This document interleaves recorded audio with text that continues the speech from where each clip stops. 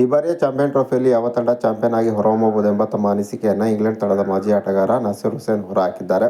ಹಾಗಾದರೆ ನಾಸಿರ್ ಹುಸೇನ್ ಪ್ರಕಾರ ಈ ಬಾರಿಯ ಚಾಂಪಿಯನ್ ಟ್ರೋಫಿಯಲ್ಲಿ ಯಾವ ತಂಡ ಚಾಂಪಿಯನ್ ಆಗಿ ಹೊರಹೊಮ್ಮುವ ಸಾಧ್ಯತೆ ಇದೆ ಎಂಬುದರ ಡೀಟೇಲ್ಸನ್ನು ಈ ವಿಡಿಯೋದಲ್ಲಿ ನಾವು ನಿಮ್ಮ ಜೊತೆ ಶೇರ್ ಮಾಡಲಿದ್ದೇವೆ. ಈ ಸುದ್ದಿಯ ಡೀಟೇಲ್ಸನ್ನು ಕೊಡುವುದಕ್ಕಿಂತ ಮುಂಚೆ ನೀವು ಟೀಮ್ ಇಂಡಿಯಾದ ಅಭಿಮಾನಿಗಳಾಗಿದ್ದಲ್ಲಿ ಈ ವಿಡಿಯೋಕ್ಕೊಂದು ಲೈಕ್ ಮಾಡಿ. ಹಾಗೆಯೇ ಈ ಬಾರಿಯ ಚಾಂಪಿಯನ್ ಟ್ರೋಫಿಯಲ್ಲಿ ಯಾವ ತಂಡ ಚಾಂಪಿಯನ್ ಆಗಿ ಹೊರಹೊಮ್ಮುತ್ತದೆ ಎಂಬ ನಿಮ್ಮ ಅನಿಸಿಕೆಯನ್ನು ತಪ್ಪದೇ ಕಮೆಂಟ್ ಬಾಕ್ಸಲ್ಲಿ ತಿಳಿಸಿ ಕೂಡ.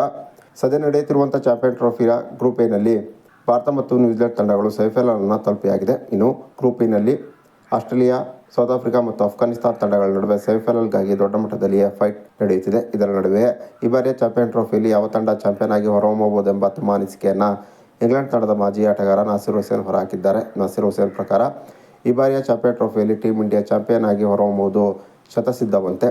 ಸದ್ಯ ಟೀಮ್ ಇಂಡಿಯಾ ಒಂದು ಅದ್ಭುತವಾದಂಥ ಪ್ರದರ್ಶನ ತೋರುತ್ತಿದೆ. ಟೀಮ್ ಇಂಡಿಯಾ ಬ್ಯಾಟಿಂಗ್, ಬೌಲಿಂಗ್ ಜೊತೆಗೆ ಫೀಲ್ಡಿಂಗ್ನಲ್ಲೂ ಕೂಡ ಉತ್ತಮವಾದ ಪ್ರದರ್ಶನ ತೋರುತ್ತಿದೆ. ಸದ್ಯ ನಡೆಯುತ್ತಿರುವಂಥ ಚಾಂಪಿಯನ್ ಟ್ರೋಫಿಯಲ್ಲಿ ಟೀಮ್ ಇಂಡಿಯಾವನ್ನು ಸೋಲಿಸುವ ಮತ್ತೊಂದು ತಂಡ ನನಗೆ ಕಾಣುತ್ತಿಲ್ಲ.